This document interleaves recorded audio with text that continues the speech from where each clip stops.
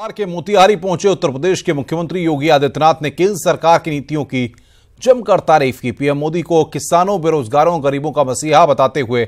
उन्होंने कहा कि बीजेपी की केंद्र सरकार ने ही इनके लिए सही नीतियां लागू की हैं और उनकी भलाई के लिए काम कर रही है। फसल बीमा योजना के माध्यम से किसानों को उनकी उपज का सुरक्षित होने का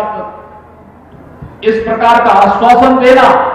प्रधानमंत्री कृषि सिंचाई योजना के माध्यम से हर खेत को पानी और हर हाथ को काम देने की गारंटी देने के साथ ही इस देश के अंदर एमएसपी न्यूनतम समर्थन मूल्य किसानों को मिल सके, लागत का 1.5 गुना दाम मिल सके। कृषि मंत्रालय ने जहां एक कार्य युद्ध स्तर पर आगे बढ़ाया था, वहीं साथ ही साथ अभी 24 फरवरी को देश के यशस्वी प्रधानमंत्री जी के कर कमलों से गोरखपुर से आपने देखा होगा कि प्रधानमंत्री कृषि किसान सम्मान निधि की घोषणा प्रत्येक लघु और सीमांत किसान के खाते में प्रतिवर्ष 6,000 रुपए हर किसान के खाते में प्राप्त हो जाए। यह एक व्यवस्था प्रधानमंत्री किसान सम्मान निधि के माध्यम से किसानों के स्वावलंबन के लिए भारत के कृषि मंत्रालय ने प्रारंभ किया है। यह अभिनव योजना है और इससे हमारे किसानों के जीवन में व्यापक परिवर्तन और खुशहाली आना,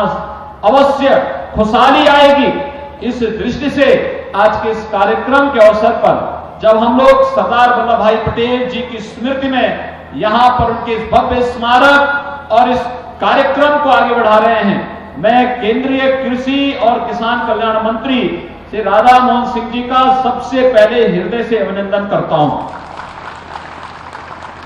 भाइयों बहनों, देश के अंदर सहकारिता का आंदोलन, यद्यपि यह हमारे स्वयं के संस्कारों में बंधा है और मुझे लगता है यूपी और बिहार को सहकारिता के बारे में बहुत बताने की आवश्यकता नहीं, क्योंकि हमारे यहां गांव की जो ग्राम स्वराज की अवधारणा है, हमारे जो गांव हैं, ये गांव स्वयं में सहकारिता की आदर्श उदाहरण है। हमारे गांव में नाव भी है, गांव में मोची भी है, गांव में बढ़ई भी है, गांव में लोहार भी है, गांव में कुम्हार भी है, गांव में किसान भी है और ये सभी आपस में एक दूसरे के साथ जुड़ करके एक दूसरे की व्यवस्था का संचालन करते हैं। सहकारिता का इससे बड़ा उदाहरण दुनिया के अंदर नहीं देखने को मिलता है। दूसरा, सहकारिता का उदाहरण आपको देखना हो, आप सब गांव में यज्ञ करते होंगे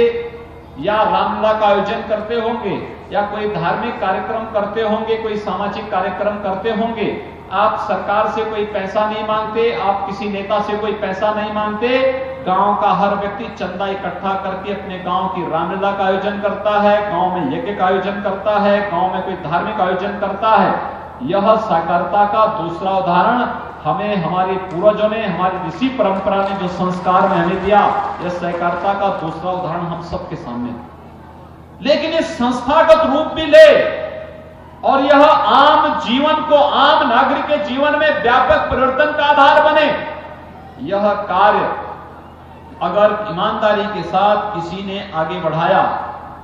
तो यह कार्य, यद्यपि